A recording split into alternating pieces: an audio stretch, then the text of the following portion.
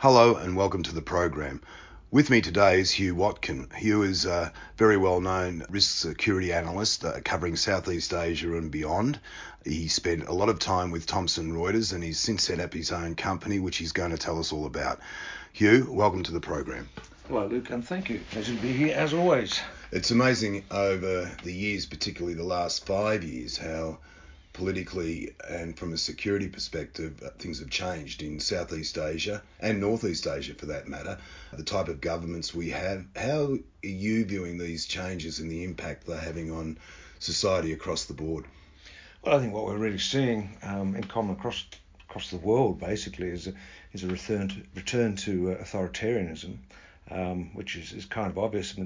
Less obvious perhaps is a sort of a recidivism, if you like, to the types of government that we've seen in Asia, particularly post-colonial, which is again a very sort of authoritarian form of government, but a very traditional form of government administration, which is heavily based on client-patron networks and the benevolent dictatorship, which is fine as long as the dictator remains benevolent. But as soon as that stops, then there are significant issues that arise. And of course, we're seeing that in Cambodia, in Thailand. Myanmar has not lived up to expectations. Seeing a lot of issues beyond Southeast Asia, here in Hong Kong. And one phrase you like to use quite often is a crisis of integrity, and how what governments say no longer holds the same weight.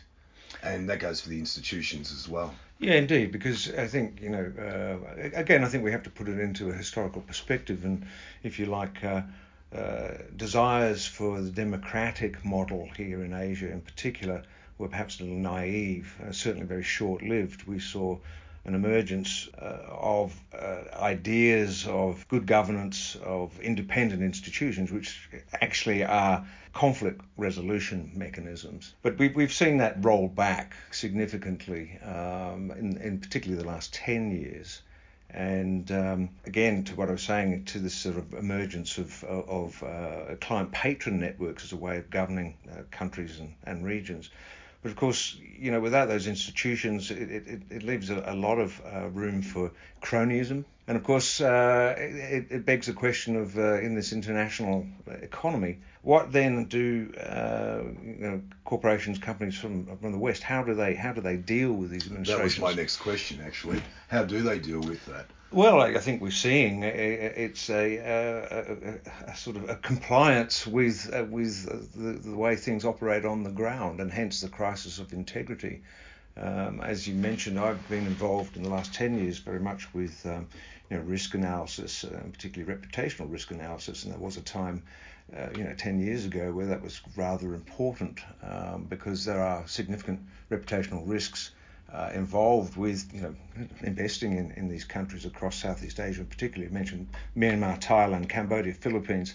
But of course, what then does a chief executive officer do if they are confronted with dealing with basically corrupt governments? It's compromising, and it's also getting harder from the perspective of home. In America, for instance, they're very heavy on compliance by their companies when they're working abroad, particularly in regards to felicitation fees, which is really a polite word, I guess, for a bribe. And as the home governments in the West come down harder, there seems to be this push in the other direction, and that's just making business a damn sight harder than what it was. Meanwhile, the Chinese are coming in where their companies don't have any qualms in this sort of business. Yeah, well, that's true, and the rise of China as a global influence, of course, has complicated this significantly. But you've seen the finance sector of Singapore, for example, heavily engaged in places like Myanmar and Cambodia. With the bit of the fig leaf argument, if you like, that you can't change things unless you engage. I think that's a bit of a furphy, frankly. Right. But what do you do? And it's also getting harder to engage as we see nationalism rearing once more. So not only do you have governments cracking the whip and saying you must behave, we also have the home population which is saying we've had enough of globalisation. We're more interested in producing goods or trading within our own. And again, that's just adding to the kind of the massive migraine that CEOs are having when it comes to augmenting business. Yeah, it is. But, it's again, there's a lot of sort of falsehoods used in justifying this. I mean, this notion of engagement, it hasn't worked. Patently hasn't worked. Right. And yet, by engaging in these economies and with these governments, you are in a sense propping up these authoritarian regimes.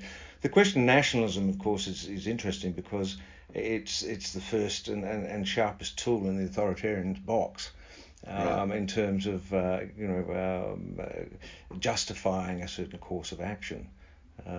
Which is what we're seeing in China with as the economy heads down and growth is expected, will be lucky to be around 5%, which again, it comes back to the crisis of integrity and do you believe the numbers? And my suspicion is that China's probably in a recession, but that's happening across the board, and then that feeds into the nationalism perspective. Well, again, I mean, we can broaden this sense of a crisis of integrity, if you like, in terms of notions that it's a level playing field economically, internationally. Demonstrably, it isn't. Mm-hmm. I mean, China is still increasingly a state-controlled and a state-directed economy. And so in this so-called world of globalization, the West, if you like, and the high moral ground that it's supposed to take is at a distinct disadvantage. Right. In terms of engaging on a global playing field. What is the resolution to it? I think that is a difficult question to answer. Well, I think we're going through the cycles, and we had the post-Cold War cycle with globalization, economies opening up, great hopes for democracy, which I do believe that most people in Southeast Asia and beyond, including here in Hong Kong, would prefer to the authoritarian type of governments they've been dished out with. But the cycle keeps to be continuing around as we revert backwards, and the great question is, where do we go next? Well, it's interesting, isn't it? Because let's look at it. Say over the last 30 years, there's been sort of three significant global phenomena, if you like. First, of course, was the collapse of communism and what some people called the end of history. That was always rather an ambitious statement, I thought. Secondly, then we had the Asian financial crisis, which I think caused a lot of introspection, particularly in this part of the world, in terms of, okay, how do we do business? What is the nature of transparency in the way we do business?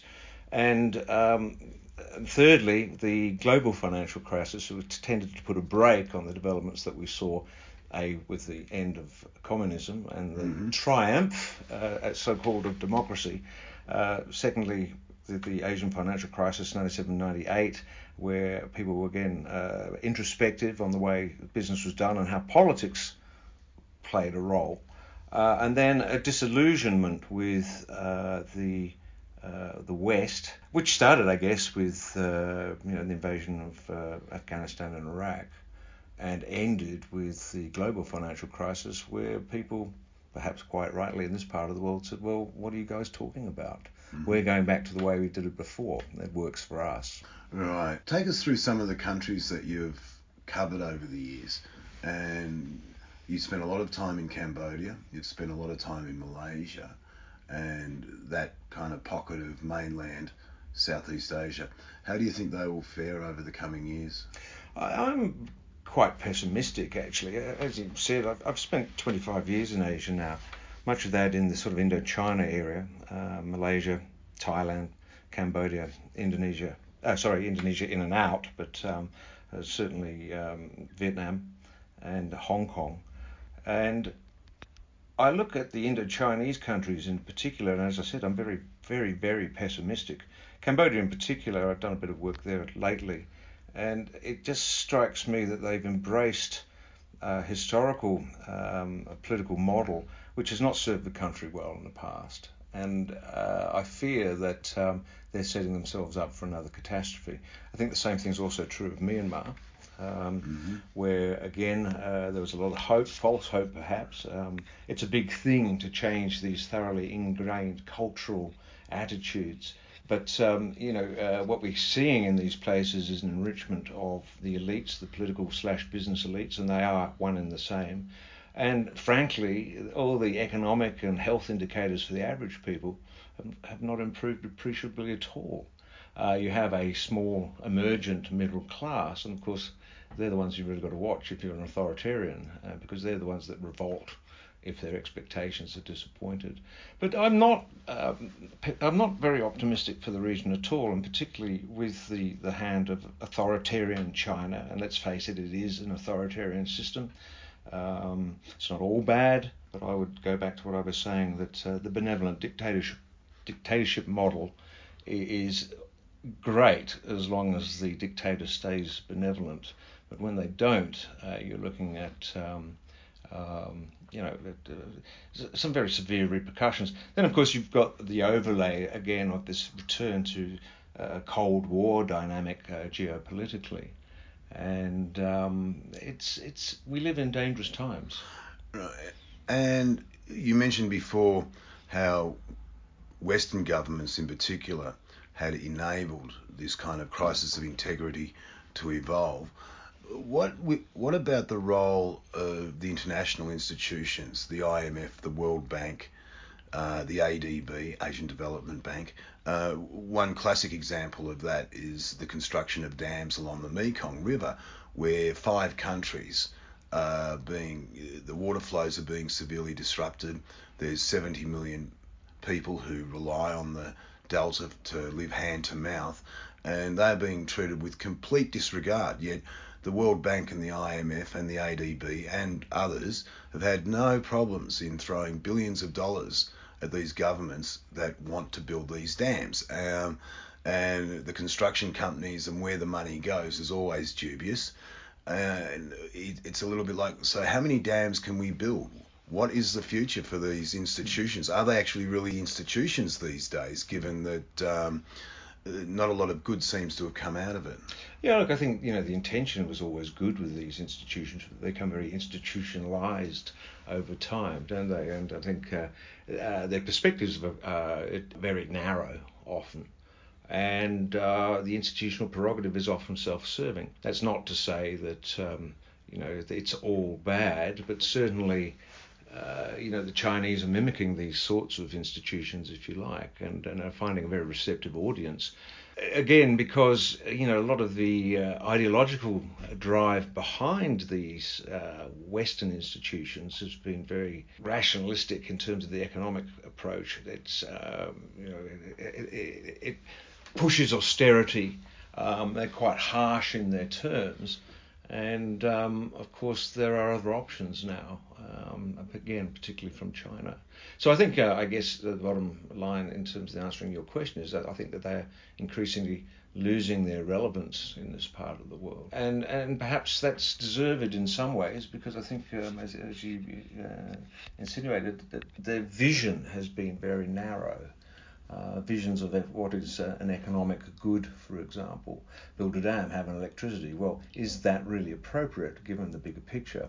Right. I guess we learn as a species as time goes on, and we hopefully learn from our mistakes. But one has to question whether the model that these institutions have been promoting over the decades, post World War II, frankly, whether that's still relevant. Okay. How much of that reflects American foreign policy?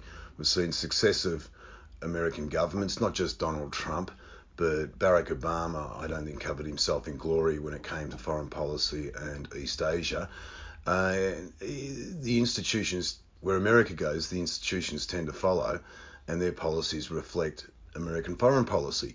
So America has been criticised for its attitudes to East Asia. Is that likely to change? We are seeing the trade war with China, which could be have a big determining effect. Well, it's interesting, isn't it? Let's face it, organisations like the World Bank and the IMF were created to recreate post-World War II world in America's image. Having won a brutal conflict, which was a conflagration, a global conflagration, they were in a position to do that, particularly when you had an ideological divide. I think there is a certain complacency which has crept in since the late 80s, early 90s, when, again, the end of history. But I think the Americans in particular, and to a large extent countries like Australia and the West in general, have become a bit complacent. The engagement with China over the years was always about, eventually the assumption would be that you'd have a democratization in China. That hasn't worked. In fact, it's gone the other way. Well, indeed. I mean, it's a backlash against it. So what do you do now? China is extremely powerful economically, increasingly militarily. It's more assertive, much more assertive than it has been in the past. Does its economic clout and the assertiveness that's coming particularly from paramount leader for life, Xi Jinping, is that justified given their force projection, given what their capabilities really are? Well, of course, one of their best capabilities, of course, is having this large Asian landmass against them, so they can theoretically fall back to the mountains as they always have. A very tough military equation, actually, to take on China in a conventional war. I'm also thinking about China's ability to take on the West, particularly in regards to, say, Taiwan, and the potential ramifications for what's happening in Hong Kong. But we'll get to Hong Kong in a minute. Well, I guess it comes down to questions of political will in the West, which is not the same question in China. Right. Of course, and again, getting back to my earlier concerns, what we're seeing in China is this promotion of rampant nationalism, which is very, very dangerous, particularly in a political system which is not accountable to the potential victims of any right. of any conflict. And I think you're seeing that an illustration of what I'm trying to express now with the ongoing trade dispute. We like to call it the trade war, which is perhaps a little bit dramatic, but certainly the dynamics underpinning that demonstrate my point in that the Trump administration's bargaining position is significantly weakened by domestic political imperatives. Right. And those weakening influences, those domestic political imperatives don't apply to China, which again is all policies are defined by the Communist Party in terms of its continuing hold on power. Right. That's what it all boils down to. But of course, they're not accountable to their electorate, which gives them considerably more wiggle room and certainly more time to manoeuvre. It also puts them in the West. It also puts them at odds with the people of Hong Kong, who are voting with their feet, whether it's in demonstrations or packing their bags and heading for another country. How do you see events shaping up, particularly over the last 4 months? The Chief Executive, Carrie Lam, has shelved the extradition bill, but it hasn't made any difference with the hardcore of protesters who are demanding democracy and many are seeking independence. I don't think that's possible. But given the state of the world, perhaps anything is possible over the coming years. Well, indeed. Look, I think realistic, pragmatically even, we have to accept that Hong Kong is a part of China. But there was a deal. There was a deal, and I think it's incumbent on the Chinese administration to honour that deal, if not for their own self-interest in being a trusted partner in the world. Well, that comes back to the crisis of integrity. Well, indeed. I think that in Hong Kong it's a very unique situation, and frankly, it's very hard to predict how this will turn out. And again, it ties into what we were saying about Chinese nationalism earlier. There's a fundamental misunderstanding between mainland China, northern China, and the southerners, the Cantonese.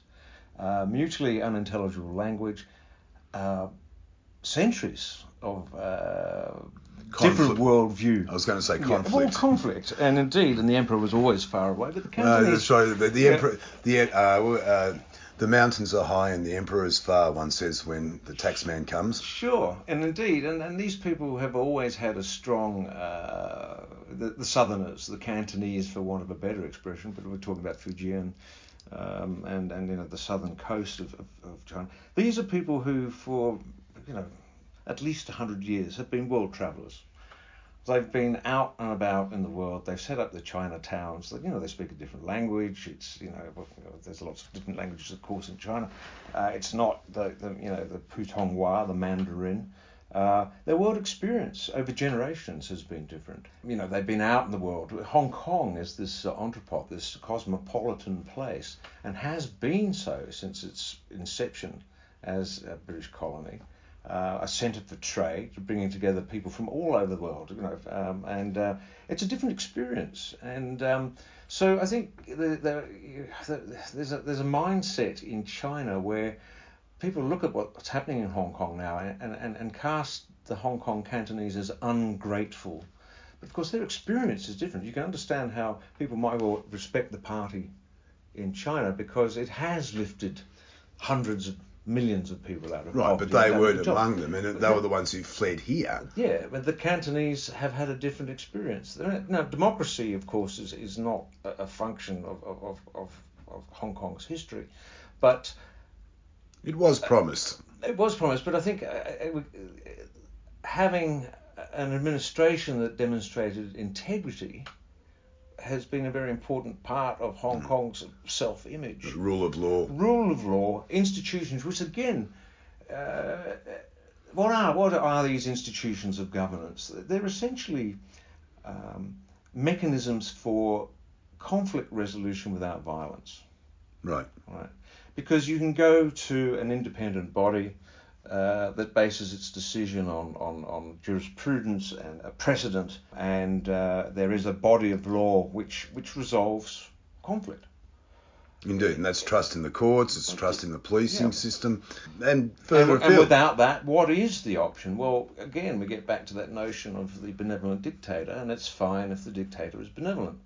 If they're not, and they become dark and evil, what do people do? Well, they rise up. And differences are then resolved through conflict, not through conciliation. Right. And I think that's an essential difference. Now, so again, getting back to my point, there is a different of understanding, a different in worldview, and very little appreciation of the other point of view. How do you think Hong Kong will fare over the next 6 months? It's a crucial question because we seem to be standing at the precipice and not dreadfully sure whether China's going to come in and push everybody off. Well, yes, I hope that we're not going to see an escalation of conflict and an escalation of heavy-handed tactics. I think my personal view is that a repeat of Tiananmen is probably unlikely here in Hong Kong. In just the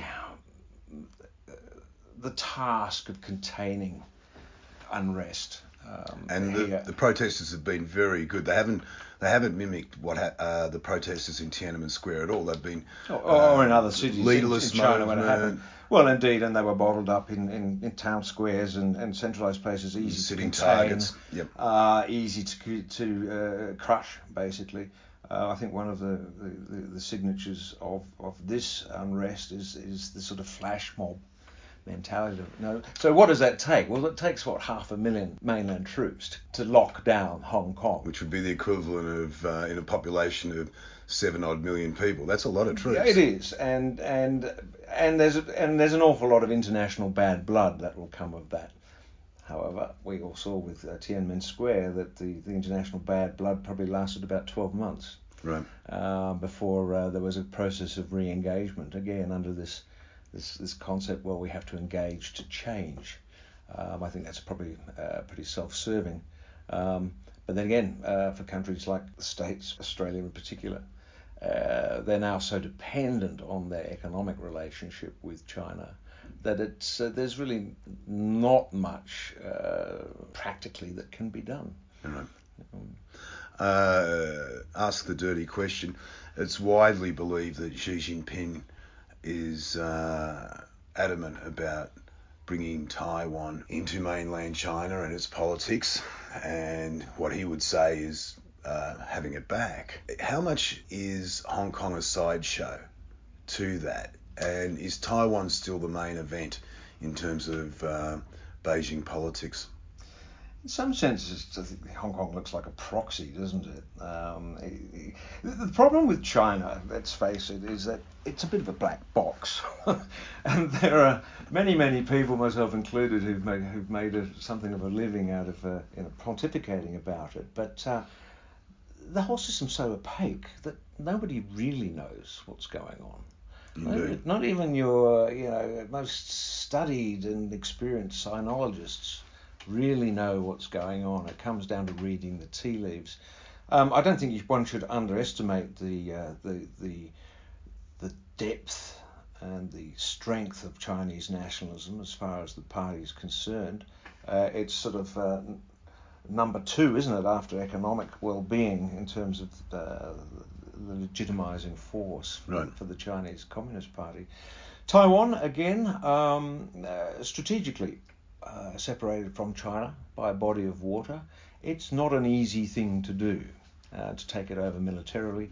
There are huge ramifications for the global economy and for politics in the coming decades, if in fact they were to be that adventurous.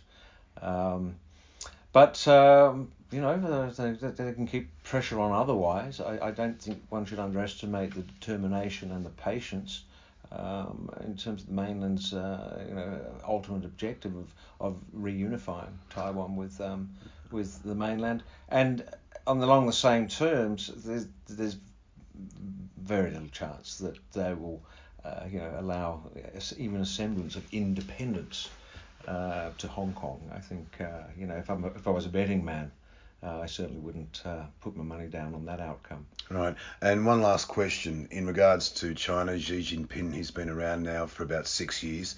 It's over that period that we've seen countries like Cambodia, Myanmar, Thailand, Philippines all revert to authoritarianism in a particularly nasty way.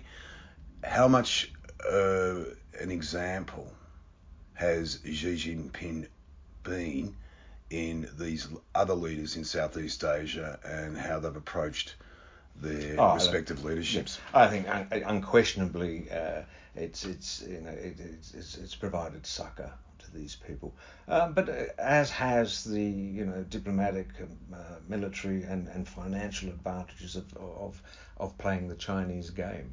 I wouldn't like to be an Asian leader at odds with Beijing. That would be pretty tough, and I think a lot of people a lot of leaders in the region are playing a very delicate balancing act. But certainly, I think this sort of Confucian authoritarian model dovetails quite well again with sort of the traditional political structures and processes that you've seen in Asia for time immemorial, basically. And it looks set to continue, at least for the short to medium term. Yeah, I think so. And on that note, Hugh Watkin, thank you very much. Thank you, Luke.